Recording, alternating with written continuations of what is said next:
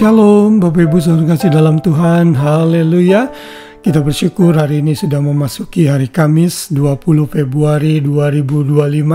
Hanya tinggal beberapa hari ke depan, 1 minggu depan kita akan mengakhiri bulan Februari.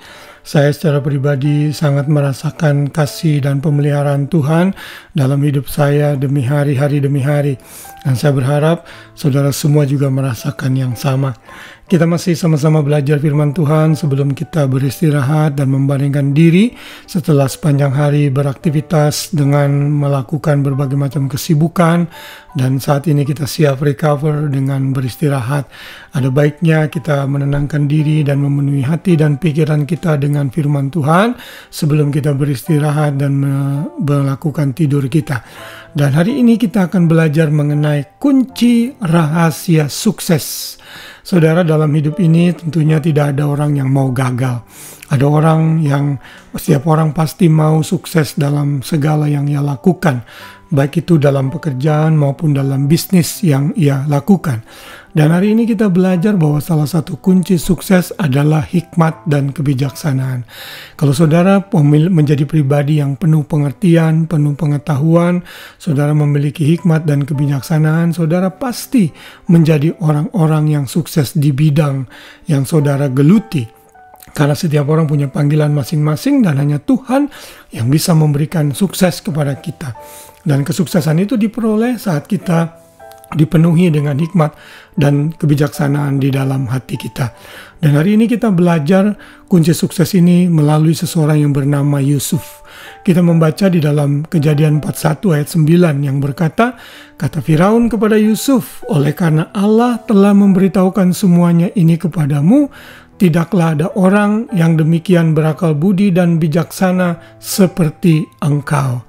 Saudara, Yusuf adalah orang yang tadinya anak kesayangan dari Yakub, tapi karena kecemburuan dari kakak-kakaknya, saudara-saudaranya, ia dibuang, kemudian dia menjadi budak di Mesir. Saudara, setelah ia menjadi budak di Mesir, kemudian ia berhasil menjadi orang nomor 2 di Mesir. Namun hidup Yusuf diwarnai dengan berbagai macam gejolak dan proses yang sangat menyakitkan. Namun ia tetap setia, akhirnya Tuhan melimpahkan dia hikmat dan kebijaksanaan. Karena hikmat dan kebijaksanaan Yusuf dalam menafsirkan mimpi Firaun, kemudian ia berhasil menjadi orang yang sukses. Di dalam pasal 41 ini kita tahu bahwa Yusuf memberikan saran kepada Firaun untuk mengumpulkan seluruh hasil bumi yang ada di Mesir sebanyak 1/5 pada masa kesukaran, pada masa kelaparan, untuk mempersiapkan diri di masa kelimpahan. Sehingga pada saat itu orang Mesir berhasil lolos dari bencana kelaparan, sehingga banyak bangsa-bangsa datang ke Mesir untuk membeli gandum dari Mesir, dan bahkan Yusuf pun bisa menjadi penyelamat bagi keluarganya sehingga mereka bisa tetap hidup. Bayangkan kalau Yusuf tidak menjadi orang nomor 2 di Mesir sehingga memiliki gandum, saudara-saudaranya yang salah satunya adalah Yehuda yang merupakan keturunan dari Yesus pasti akan binasa juga sehingga juru selamat tidak dilahirkan. Tuhan dalam rencananya sudah mengatur semua ini. Namun Yusuf menjadi orang yang sukses karena ia memiliki hikmat dan kebijaksanaan. Dimanapun dan apapun yang kita lakukan, kalau kita orang-orang yang berhikmat, biasanya kita akan menjadi orang-orang yang sukses dengan apa yang kita lakukan.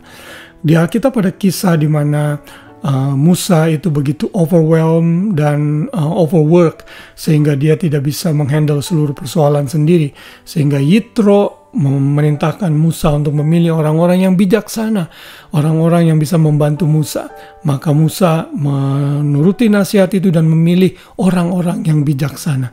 Si Musa saja memilih orang-orang yang bijaksana, yang pandai dalam karirnya, dalam hidupnya, sehingga menjadi berkat di tengah-tengah lingkungan bangsanya. Demikian juga kita sebagai anak-anak Tuhan. Kalau saudara mau sukses, kejarlah hikmat. Di dalam renungan-renungan awal yang sebelumnya saya sudah mengatakan bahwa hikmat itu sangat berharga. Bahkan lebih berharga dari perak, mutiara, emas, dan apapun juga yang ada di bumi ini.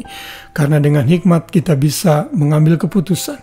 Dengan hikmat kita bisa memperoleh sesuatu yang lebih baik dari apa yang kita punya. dibandingkan dengan orang-orang yang tidak memiliki hikmat dan kebijaksanaan. Karena itu, sekali lagi kita diingatkan untuk mencari hikmat, mencari kebijaksanaan lebih daripada mencari emas, permata, dan berbagai macam hal-hal lain berharga di dunia ini. Karena hikmat akan menuntun kita kepada kesuksesan yang sejati di dalam Tuhan. Sukses di hadapan manusia, sukses juga di hadapan Tuhan. Haleluya, biar renungan ini kembali mengingatkan kita, sehingga kita menjadi pribadi yang lebih baik, khususnya dalam hal hikmat dan kebijaksanaan. Selamat malam, selamat beristirahat, biar kasih Kristus menaungi kita semua. Shalom.